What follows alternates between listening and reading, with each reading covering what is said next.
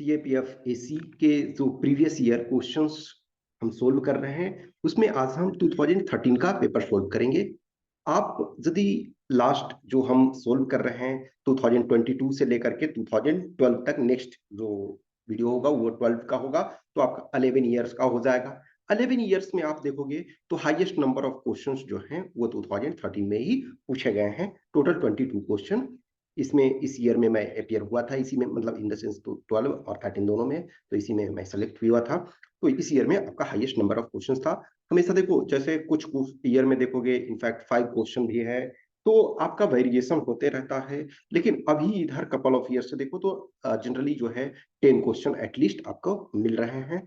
अब कुछ क्वेश्चंस जैसे है ना कि अब 5 है, उसको हम कैलकुलेट करना चाहें ना तो एक्स्ट्रा भी हो सकता है, लेकिन इन जनरल जो मैंने एक्सप्लेन किया है नंबर ऑफ क्वेश्चंस के आधार पे मैं बता रहा हूँ। तो इसमें फर्स्ट क्वेश्चन है, with reference to India which of the following statements to urbanisation is are correct. Urbanisation एक ऐसा फेनोमेना है, वो कमिंग डेज में आपका इनफैक्ट बढ़ता जा रहा है। हाँ, आप देखोगे कि बीच में जब ब्रिटिशर्स थे तो कुछ टाइम में आपका डी अर्बनाइजेशन फेज हुआ था, लेकिन इन जनरल जो है इंडिपेंडेंट इंडिया में अर्बनाइजेशन आपका बढ़ता जा रहा, और ये अभी कमिंग डेज में रहेगा, बढ़ता ही जाएगा। इनफैक्ट वर्ल्ड ओवर यदि देखोगे तो ऑलरेडी 55% एक तरह से पीपल जो है वो अर्बन एरिया में रह रहे हैं। लेकिन इंडिया में देखो 2011 जो है लास्ट सेंसस हमारा हुआ है, उसके अनुसार करीब 30% थे, लेकिन अभी जो अब सेंसस होगा तो 37-38% में भी हो सकता है कि लोग अर्बनाइजेशन में हैं और अर्बन सिटी में, अर्बन एरिया में लोग मूव कर रहे हैं। तो कह रहा है कि कौन सा करेक्ट है। कह रहा it is manifestation of economic social and political progress. Yes, ये है कि इकोनॉमिक, आर्थिक, सामाजिक और राजनीतिक प्रगति का प्रकटीकरण है। अब इसको उस सेंस में ना देखो कि सोशल तो हमारा डिग्रेडेशन हो रहा है, हम अपनी जमीन को छोड़ करके जा रहे हैं, उस सेंस में नहीं देखो। सोशल अपग्रेडेशन का मतलब है ना कि जो गांव है, हम कास्ट सिस्टम जो है रिजिड टाइप का होता है, लेकिन अर्बन सिटी में जाते हो, अर्बन एरिया में जाते हो तो वो रिजिडिटी कम हो रहा है। तो इसका मतलब है कि हम डेवलपमेंट की ओर जा रहे हैं। पॉलिटिकली बहुत सारी इंफॉर्मेशन आपके पास नहीं है, अब शहर में जाते हो आपके पास न्यूज चैनल बहुत सारी चीजें रहती है, तो वो बढ़ता है। नेक्स्ट है आपका rapid growth of urban population puts pressure on public utility. ये सही है कि यदि आपके पास जगह कम है, पीपल अधिक आ रहे हैं, तो वो प्रेशर बढ़ेगा। नेक्स्ट है urban sprawl is encroaching the precious agricultural land. Yes, बिल्कुल सही है। कुछ तो नए शहर देखो, जो शहर है उसके आसपास पेरीफेरी में आपका इंक्रीमेंट होता है, लोग, नंबर ऑफ पीपल वो आ रहे हैं, तो कहीं ना कहीं तो इंक्रीमेंट हो रहा, तो डी इसका ऑल 1 2 3 करेक्ट है।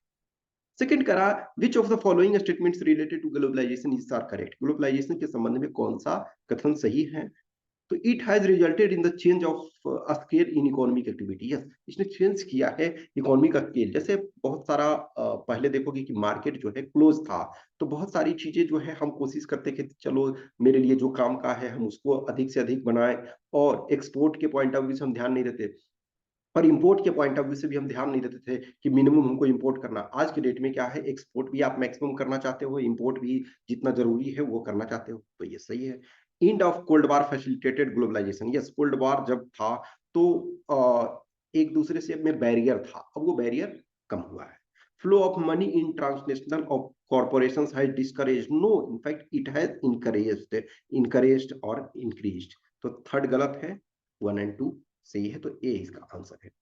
नेक्स्ट है, the following are some of the items of expenditure of central government of in India. Interest payment, major subsidy, pension, loans and advances. इसमें करा नॉन प्लान रेवेन्यू एक्सपेंडिचर। देखो ये non plan revenue expenditure का रहा।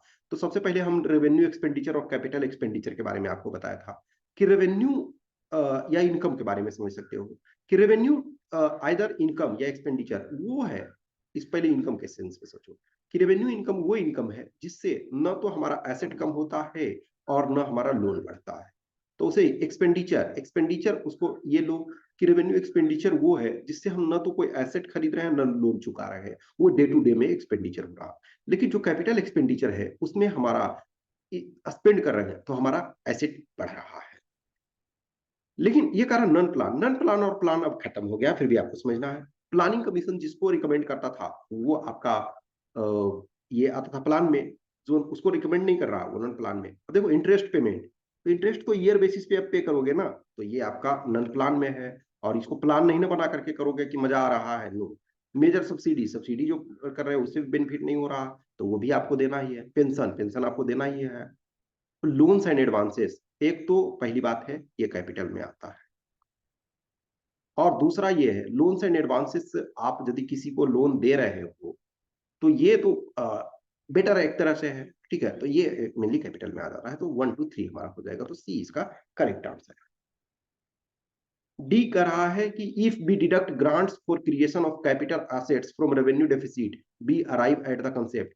ये question हम already discuss कर चुके हैं, ये पहले भी एक्चुअली ये ऑब्वियसली ये पहले आया, बाद वाला जो हम अभी तक डिस्कस कर चुके हैं वो बाद में आया, तो रिवर्स में आप उसको समझो। तो हम यानी कि क्या समझ सकते हो, ये क्वेश्चन डिस्कस कर चुका जा चुका है या रिपीटेड क्वेश्चन है, ठीक है। तो if we deduct grants for creation of capital assets, तो देखो रेवेन्यू डेफिसिट है, रेवेन्यू डेफिसिट का मतलब क्या है, डे टू डे जो हमारा एक्सपेंडिचर है और डे टू डे इनकम है, तो इसका मतलब क्या है, इनकम डे टू डे वाला है वो कम है और एक्सपेंडिचर ज्यादा है। अब ये जो एक्सपेंडिचर है उसमें से आप जो स्टेट को आप ये कैपिटल एसेट फॉर्मेशन के लिए देते हो, इसका मतलब वो पॉजिटिव है ना, तो उसमें हटा दे तो इफेक्टिव रेवेन्यू डेफिसिट होता है, okay? तो ये डी हो। नेक्स्ट का रहा which one among the following items has maximum weight in wholesale price index in India. देखो होलसेल प्राइस इंडेक्स में मैन्युफैक्चर्ड प्रोडक्ट का ज्यादा वेट है, और सीपीआई कंज्यूमर प्राइस इंडेक्स में प्राइमरी आर्टिकल्स का है, प्राइमरी आर्टिकल्स फूड आर्टिकल्स, ठीक है। तो मतलब एक्चुअली ऐसा देखा जाए तो उसमें से प्राइमरी और फूड को मिला करके जो है वो सबसे ज्यादा सीपीआई में है। लेकिन जो ये आपका डब्ल्यूपीआई है, होलसेल प्राइस इंडेक्स, उसमें 65% के आसपास इसी का वेटेज है।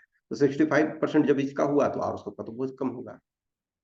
नेक्स्ट जो आपका है एक्चुअली ये आज के कंटेक्स्ट में भी देखो कि 2006-7 या 2011-12, इसको आज के कंटेक्स्ट में भी यदि देखते हो तो ये इसका कॉमर्शियल बैंक ही होगा। इसका कारण क्या है कि अब जो है कॉमर्शियल बैंक जो है बहुत सारे किसान क्रेडिट कार्ड वगैरह, इसका कारण क्या है कि कॉमर्शियल बैंक का एक्सपेंशन जो है वो बहुत ज्यादा है। अब कोई रूरल बैंक है तो रीजनल रूरल बैंक, तो वो लिमिटेड लिमिटेड एरिया में ही आपके हैं, और उसमें से जो है जो रीजनल रूरल बैंक है वो बहुत कम अमाउंट में लोन देते हैं, लेकिन कमर्शियल बैंक के पास है अच्छा खासा पैसा। और कमर्शियल बैंक दोनों है, प्राइवेट भी है पब्लिक भी है, जैसे एसबीआई, एसबीआई में मैक्सिमम का अकाउंट होता है, पीएनबी है। एसबीआई और पीएनबी जो है वो बहुत लार्ज सेक्टर को ये करता है, ओके। तो ये आपका सी हो गया। नेक्स्ट करा consider the following statements. Repo rate is the interest rate at which RBI lends to commercial banks for short period. Yes ये सही है, इनफैक्ट शायद ये अभी 6.5% है, ठीक है। ये तो रेपो रेट वो रेट है जिस पर मान के चलो जो कमर्शियल बैंक है उनके पास पैसे कम पड़ गए, तो वो जो है लोन लेंगे, वो लोन किससे लेंगे, रिजर्व बैंक ऑफ इंडिया से लेंगे। अभी जैसे 6.5% है तो उतने पर लेंगे। अब reverse repo rate is the interest rate which RBI pays to commercial banks on short term deposit. मान के चलो अब इसको उल्टा लो कि बैंक्स जो है उनके पास सरप्लस पैसे हैं, अब आप वो बैंक अपने पास रखे रहेंगे तो उसमें कुछ नहीं मिलेगा, लेकिन आरबीआई में पार्क कर देंगे, आरबीआई को दे देंगे तो कुछ इंटरेस्ट मिलेगा। तो ये भी सही है, फर्स्ट सही है, सेकंड सही है। तो देखो फर्स्ट सही है और सेकंड सही है, लेकिन ये कह रहा है नोट करेक्ट, इसमें कह रहा है, तो इसका मतलब है कि जो फर्स्ट जिसमें है वो नहीं होगा, सेकंड जिसमें है उसमें नहीं होगा, तो इसका मतलब हमारे पास एक ही विकल्प बच रहा। जब दोनों सही है तो हमारे पास आंसर करा gap between repo rate and reverse repo rate has been declining in India in recent past. तो एक्चुअली ना ये इधर देखा जाए तो ये फिलहाल के लिए इंक्रीज हुआ है, तो ये आपका गलत है, ओके। नेक्स्ट आपका क्वेश्चन नंबर 8 का रहा। क्वेश्चन नंबर 8 में है कि the rate of inflation in India is measured generally in respect of movement of. तो कह रहा है कि जो रेट ऑफ आपका इन्फ्लेशन है वो देखो तब के अनुसार, 2013 का क्वेश्चन पूछा गया है, 2013 के अनुसार जो था वो बी आंसर था, लेकिन वर्तमान समय में आप ये इसको मॉडिफाई कर लो, वर्तमान समय में आंसर ए हो। आज के डेट में हमारा आंसर जो है ए होगा। तब जब क्वेश्चन पूछा गया था तो वो क्वेश्चन जो पूछा गया था उस कंटेक्स्ट में उस सिचुएशन में जो था वो आंसर बी था, और आज के डेट में ए है, इसको ध्यान रखो।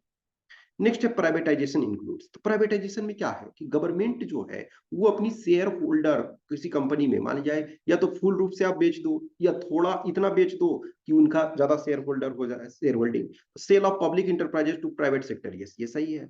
Disinvestment of public enterprises equity, yes मान के चलो ना कि 61% किसी में है तो आपने उसमें ये करके 49% कर लिया, 49% कर लिया, ओके। या फिर 43% कर लिया, ये जो भी है। Participation of private sector in management in public sector enterprises, तो ये तीनों के तीनों सही है, तो आंसर हमारा क्या हो जाएगा, डी हो जाएगा।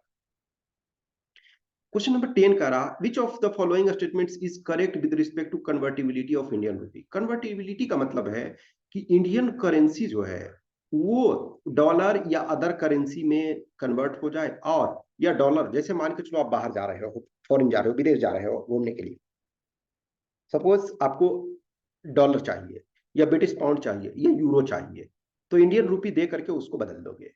और आप या तो बाहर कमा रहे हो, आपको इंडियन रूपी अपने घर भेजना है, तो वो कन्वर्टिबिलिटी होनी चाहिए। तो जो हमारा इंडियन रूपी है करेंट अकाउंट पे फुली कन्वर्टिबल है, करेंट अकाउंट पे फुली कन्वर्टिबल है, कैपिटल अकाउंट में पार्शियल कन्वर्टिबल है।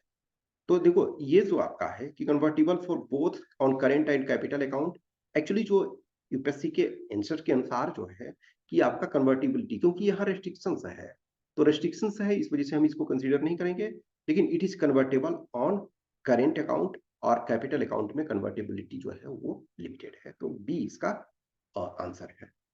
अब देखो ये क्वेश्चन उस आधार पे देखा जाए तो ये कॉन्ट्राडिक्टरी है, आई एम फ्रेंकली स्पीकिंग, कि अब कोई इंटरप्रेट करना चाहे तो डिफरेंट में कि बल्कि पार्शियली ही है, लेकिन कन्वर्टिबिलिटी का मतलब एक तरह से फ्री फ्लो कन्वर्टिबिलिटी, तो उसमें बी आपका आंसर है। नेक्स्ट आपका जो है, the government of India refers to absolute poverty line in terms of, तो अभी जो पॉवर्टी लाइन है एक्चुअली वो तभी जो वैलिड था आज भी वैलिड है। जो पॉवर्टी लाइन हम मेजर कर रहे हैं अभी तक जो हमारा चल रहा है तेंदुलकर कमेटी, तो सुरेश दी तेंदुलकर कमेटी जो 2011-12 का अभी तक हमारे पास 2011-12 का ही बस डेटा अवेलेबल है, तो यानी कि उस समय 21.9% लोग जो थे पॉवर्टी लाइन के बिलो थे, तो ये हाउस होल्ड कंजम्पशन पर है, ठीक है, तो ये इसका बी आंसर हो जाएगा।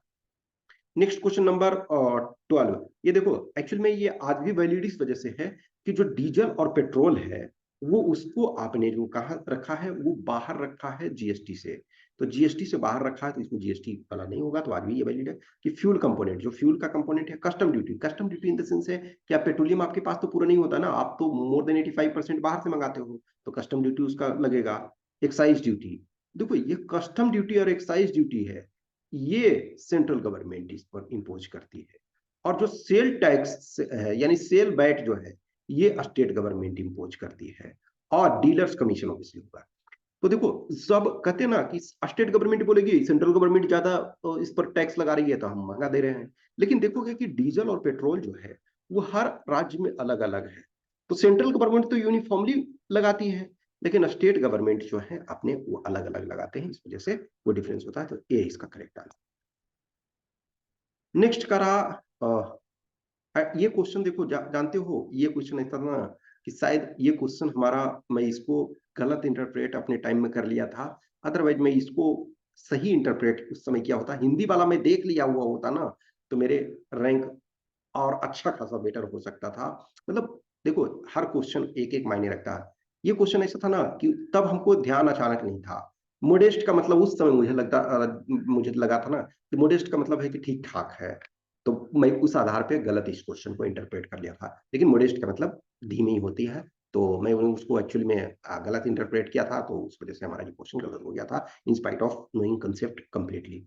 ओके, तो करा कि employment growth in India in the first half of the first decade of 21st century was relatively modest. अब ये देखो इसको अभी के कंटेक्स्ट में भी, प्रेजेंट कंटेक्स्ट में भी देखोगे तो ये देखो कोविड-19 के कारण आपका प्रभावित है, तो यस ये सही है। Next, there was lower labour force participation rate across all ages during this period, तो एक तरह से ये भी कह सकते हो कि मतलब तो ये उस समय दोनों सही था, तो सी इसका करेक्ट आंसर, और आज भी ये हद तक सही है।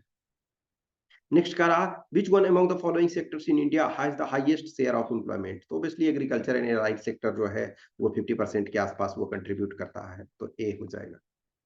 नेक्स्ट आपका यूएनडीपी रिपोर्ट जो 2013 है, अब ये देखो लेटेस्ट अभी यदि देखोगे फॉर एग्जांपल सितंबर 2022 में जो आया है, सितंबर 2000, अब उसमें था कि कौन सा ये नहीं है, डज नॉट फोकस, तो उसमें पीस एंड सिक्योरिटी उस समय के अनुसार ये था। अभी जो वर्तमान में यदि देखो तो मेजर फोकस हमारा क्या है, अनसर्टेनिटी कॉम्प्लेक्स एक है, कोविड के बाद ना uncertainty is the new normal हो गया है, तो जो मान के चलो कि 2022 के सितंबर में आया, तो अब हो सकता है जो नेक्स्ट आएगा वो सितंबर 23 में आएगा, तो अभी जो 22 सितंबर में आया हुआ वो आपके लिए वैलिड है। तो उसमें एक तरह से ना अनसर्टेनिटी कॉम्प्लेक्स एक टर्म है वो आया है, या जो कंडीशन ऑफ वर्ल्ड है वो वरीड सिचुएशन है, बहुत सारी समस्याएं हैं इधर उधर, एक तो वॉर है, फिर दूसरा आपका माइग्रेशन, और बहुत सारी जो एक तरह से फोर्सफुल माइग्रेशन कह सकते हो सिचुएशंस, तो उस पर ये डिपेंडेंट है। ओके, तो इसमें बी आंसर था। नेक्स्ट आपका है, in order to provide pensions to workers of the unorganised sector which one among the following schemes has been launched by the government. तो देखो ये उस समय जो ये आपका था, उस समय ये स्वावलंबन था। अभी देखो डिफरेंट स्कीम्स है, तो अभी प्रेजेंट के स्कीम्स को देखोगे तो प्रेजेंट में बहुत सारे स्कीम्स हैं।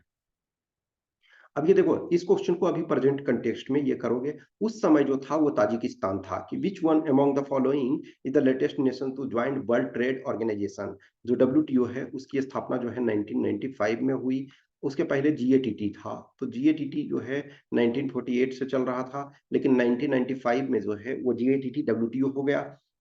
और इंडिया फाउंडिंग मेंबर है, यानी कि इंडिया 1995 में ही ज्वाइन किया था, चाइना बाद में ज्वाइन किया था।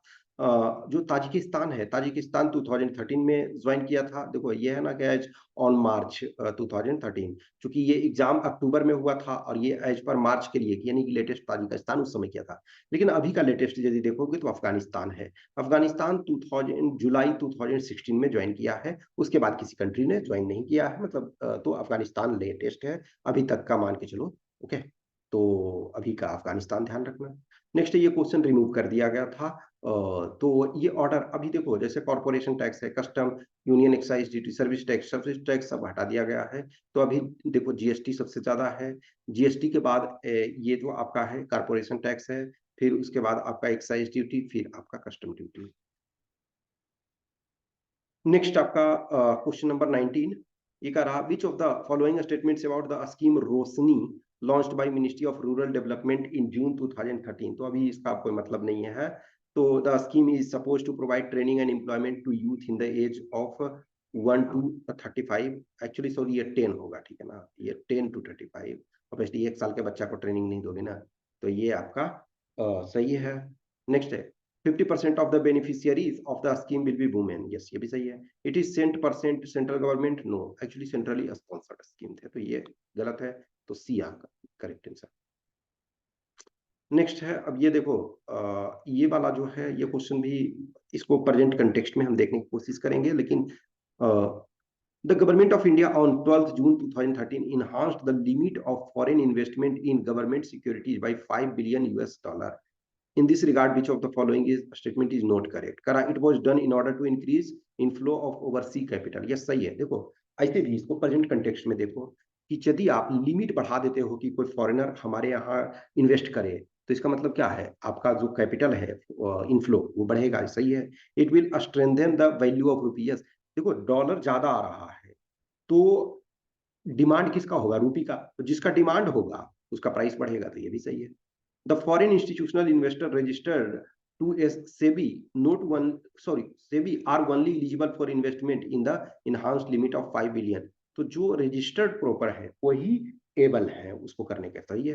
तो the investment can be made in all category, no, actually कुछ फ्यू लिमिटेड कैटेगरी। देखो हमेशा ध्यान रखो, जिस कैटेगरी में हमारा इन्वेस्टमेंट ऑलरेडी बहुत अच्छा है, हम उसमें क्यों सोचेंगे कि ये इन्वेस्टमेंट हो, हम तो उस कैटेगरी में चाहेंगे ना जहां की इन्वेस्टमेंट कम है। तो ये आपका डी गलत हो गया, तो डी ही आंसर है। 21 नंबर, ये सीबीडीटी जो है central board of direct taxes. तो अब देखो ये जो है इसको अभी फिलहाल के लिए में करके देखोगे तो there has been a rise in the cost inflation index over the year, no, actually इसको करंट कंटेक्स्ट में देखो तो ये अभी ना इन्फ्लेशन वाला जो है ये कुछ दिन बाद, जैसे अभी जस्ट फाइनेंशियल ईयर ये आया है, तो वो जब डेटा आ जाएगा ना, तब आपके एग्जाम के पहले वाले जो जैसे हम ये करते हैं क्रैश कोर्स टाइप का, तो उसमें चीजों को ये कर देंगे, ठीक है ना। तो अभी इसका अब इस क्वेश्चन का कोई मतलब नहीं है, इसे ये सी इसका आंसर था। नेक्स्ट आपका है ये अभी जो ये भी क्वेश्चन का है, कोई इम्प्लीकेशन नहीं है, लेकिन इसको प्रेजेंट कंटेक्स्ट में आप देख सकते हो। तो ये वाला जो फॉर एग्जांपल है कि for the 3 years from 2007 to 8 annual budget in India there was practically no increase in tax to GDP. तो एक्चुअली देखा जाए ना तो अभी भी ये मोर और लेस ऐसे ही है, तो ये आज भी सही है। At the same time government expenditure jumped noticeably, yes सही है। इनफैक्ट अभी भी देखो कि कोविड-19 के कारण, लेकिन ये और ये तो इंटर रिलेटेड नहीं है ना, ये जो है इसके कारण नहीं है, तो एक्सप्लेनेशन सही नहीं है, तो बी हो जाएगा। ओके, तो इसमें 22 क्वेश्चन था और हाईएस्ट नंबर ऑफ क्वेश्चंस जो अब तक पूछे गए हैं ये आपका और 2013 में ही पूछा गया है। तो जितना भी ये क्वेश्चंस है उसको प्रेजेंट कंटेक्स्ट में देखने की कोशिश करो, और प्रीवियस ईयर क्वेश्चंस को जितनी बार आप करते हो उतना आपका फायदा होता है। कुछ भी क्वेश्चंस, क्यूरी, डाउट्स होता है तो आप कमेंट बॉक्स में कमेंट करें, या हमें इस व्हाट्सएप नंबर 8527146498 या टेलीग्राम नंबर 7404909669 पे मैसेज कर सकते हो, और जो भी कुछ भी इशू है वो बताना। Okay, thank you.